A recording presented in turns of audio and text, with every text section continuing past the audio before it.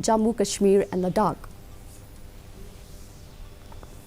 Prime Minister Narendra Modi today said this is the right time for India and the youth must make use of this Amrit Kal for Viksit Bharat, launching the Viksit Bharat 2047 Voice of Youth through video conferencing. Modi highlighted that this is the period in the history of India when the country is going to make a quantum jump.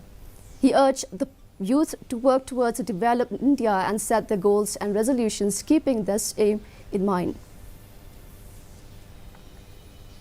Idea की शुरुआत ही आई से होती है, इसलिए इसमें ऐसे idea चाहिए जिसमें वर्णन हो कि मैं स्वयं भी क्या कर सकता हूं।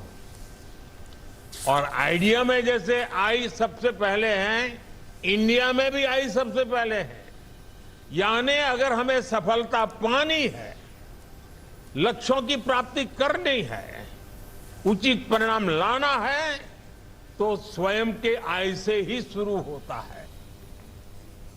Meanwhile, the launching of